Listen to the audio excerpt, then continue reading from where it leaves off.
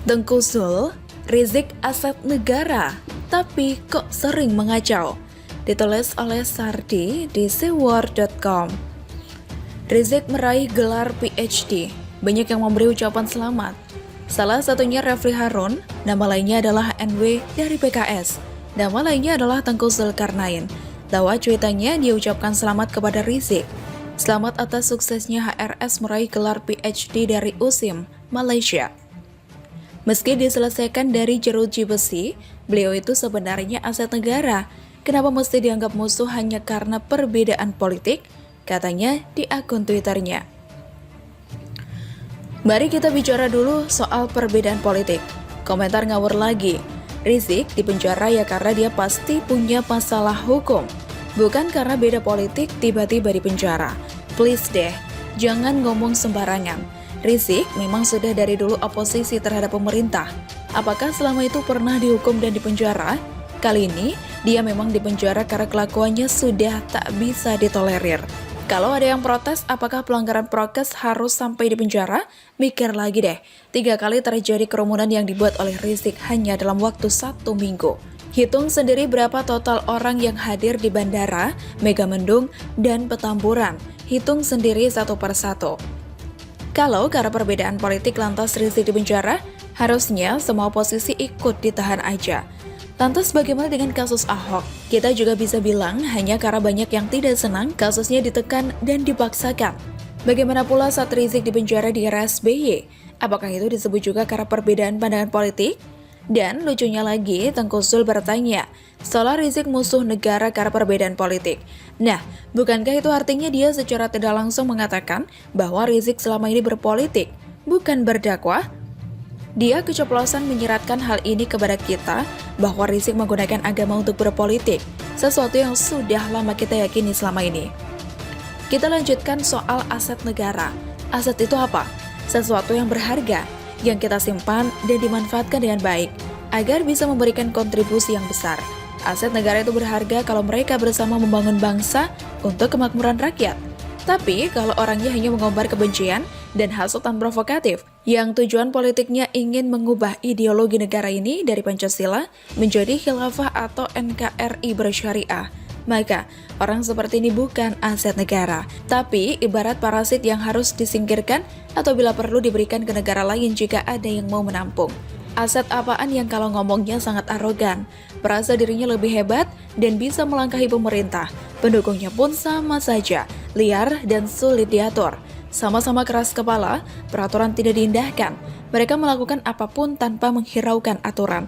Ini bukan aset negara, tapi bikin repot negara dan mengajar yang enggak kepada publik. Terus, di era SBY, apakah Tengku Zul pernah bilang kalau Rizik ini aset negara yang terlalu sayang, kalau sampai harus dipenjara? Kenapa Rizik saat itu dipenjara seolah tidak diributkan? Kenapa baru sekarang kebakaran jenggot? Kalau masih ngotot mau bicara soal aset, perkecil saja ruang lingkupnya. Bukan aset negara tapi aset berharga bagi orang yang saat ini menjadi gubernur. Tanpa Rizik, mungkin orang ini tidak akan jadi gubernur. Lawan politiknya kebetulan tersandung kasus. Lalu, terjadilah pengerahan massa dan demo berjilid-jilid sambil melakukan tekanan kepada pemerintah. Tidak sampai di situ saja, jurus iming-iming surga dan ancaman jenazah tidak disolatkan juga dipakai maksimal. Rizik juga jadi aset berharga saat Pilpres 2019 lalu. Sayangnya tidak berhasil. Rakyat sudah cerdas dan tidak mau ditipu lewat politisasi agama. Lagi pula, seharusnya orang yang makin tinggi level pendidikannya, makin rendah hati dan low profile. Seperti padi, makin berisi, makin merunduk. Tapi yang kita lihat malah sebaliknya, arogan hingga ke titik maksimal, gaya bicaranya kasar, pemilihan kata-kata saat ceramah sangat tidak beretika, suka menghina, pemerintah pun disikat, kelakuannya lebih mirip kayak orang yang tidak berpendidikan. Coba cek ceramah provokatif orang ini di media sosial, berapa banyak sumpah serapah dan kata-kata hinaan yang sudah keluar dari mulut orang ini. Mungkin sudah tidak bisa dihitung lagi, aset negara apaan itu? Bagaimana menurut Anda? SBY ingin ambil Demokrat jadi milik pribadi, rakusnya ditulis oleh Alifur Rahman di seaword.com. Semua partai di Indonesia itu terdaftar atas nama partai, bukan perorangan. Jadi, pendiri, pemilik, dan hak kekayaan intelektual selalu bersifat milik bersama, bukan perorangan. Ya, sebenarnya nggak ada masalah misalkan ada partai yang didaftarkan atas nama perorangan. Dalam hukum kita, itu dibolehkan. Maka wajar kalau SBY coba mengambil langkah mendaftarkan Partai Demokrat atas nama dirinya sendiri. Tapi menjadi tidak wajar bila partai tersebut tidak didirikan oleh yang bersangkutan. Seperti Demokrat misalnya, SBY tidak pernah menjadi pendiri partai. Dia hanya memakai partai ini untuk maju di Pilpres 2004 dan 2009. Lalu, sempat menjadi ketum transisi yang selanjutnya menjadi ketum permanen dinasti. Apa yang dilakukan SBY untuk mengambil Demokrat sepenuhnya menjadi milik pribadi, jelas sangat keterlaluan. Dan kita tahu betapa rakusnya seorang SBY untuk kekuasaan dan politik. Mungkin maksud SBY pendaftaran haki atas nama pribadi itu dilakukan agar Demokrat menjadi partai keluarga yang sempurna, yang tidak bisa diganggu-gugat atau diprotes oleh pihak manapun, termasuk kadernya sendiri. Sehingga ke depan, Ketua Umum Demokrat beserta seluruh perangkat pengurus pusat sampai kiamat hanya akan diwariskan kepada anak dan cucu SBY. Sekarang ini sebenarnya sudah terlihat seperti partai keluarga, di mana ketum adalah AHY, waketumnya Ibas, dan majelis tertingginya adalah SBY. 3 serangkai paling berpengaruh di Demokrat adalah bapak dan anak-anaknya. Tidak ada partai lain di Indonesia yang selucu ini.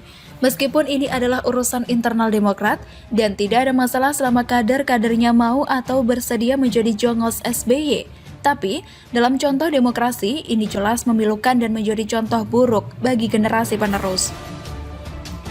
Bagi saya, ini jelas sebuah upaya perampokan partai yang dilakukan secara terbuka, terang-terangan. Biasanya, maling itu diam-diam, tidak mau mengakui dan senyap. Tapi, ini malah diakui. Saya jadi kebayang kalau untuk urusan skala partai dan partai menengah pula hanya punya 7% suara, tapi sudah diperjuangkan untuk dimaling sedemikian rupa. Bagaimana dengan penguasaan sebuah negara? Kabar buruknya, SBY adalah presiden 2 periode, 10 tahun. Maka jangan heran kalau dalam 10 tahun, negara ini berpesta pora untuk anggaran-anggaran yang rentan dikorupsi. Candi Hambalang yang merupakan proyek mangkrak SBY tercatat ada 700 miliar rupiah kerugian negara. Saya pikir ini adalah nilai kerugian fantastis yang uangnya entah kemana. Tapi semakin lama mulai terbongkar juga kasus Jiwasraya dengan kerugian yang jauh lebih fantastis 17 triliun. Belum lagi kasus Asabri nilai kerugiannya mencapai 23 triliun. Yang semua itu terjadi di era SBY dan terus menjadi benalu hingga sekarang. Kita tidak tahu pasti apakah ada aliran langsung ke rekening SBY terkait skandal Senturi, Hambalang, Jiwasraya, dan Asabri. Tapi juga melihat upaya SBY ingin mengambil alih Demokrat dan memilikinya atas nama pribadi, kok ia hampir mustahil kalau tidak ada cipratan korupsinya. Belum lagi juga melihat kasus Antasari Azhar.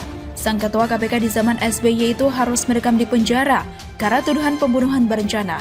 Publik jelas sulit untuk percaya dengan kasus tersebut, karena terlihat seperti rekayasa, apalagi momennya bertepatan dengan kasus dugaan korupsi Ibas yang sedang diproses oleh Antasari waktu itu. Dan kita tahu Antasari termasuk orang yang nekat. Besan SBY sudah terbukti mendekam di penjara. Andai Antasari tidak dituduh melakukan pembunuhan berencana, maka penjemputan Ibas hanya soal waktu. Jujur, saya ngeri melihat betapa kelamnya jejak langkah SBY. Namun juga bersyukur karena kini dia sudah tidak berkuasa, sehingga nilai kerusakan dari kerakusan atau ketermakannya jadi sulit terrealisasi. Kita juga patut bersyukur anak-anak SBY hanya sekelas Ibas dan AHY yang lucu dan menggemaskan, sehingga kans untuk kembali berkuasa dan menjadi presiden menjadi sangat-sangat kecil kalau tak mau dibilang mustahil. Karena jangankan mau maju di Pilpres, bahkan tingkat Jakarta pun sudah babak belur. Dari kejadian ini, mestinya kader Demokrat ramai-ramai mundur dari barisan AHY, karena partai di bawah SBY hanya akan menganggap kader-kadernya sebagai buruh, yang tidak perlu dipertimbangkan posisi dan karir politiknya. Karena yang bisa berkuasa atau memimpin di Demokrat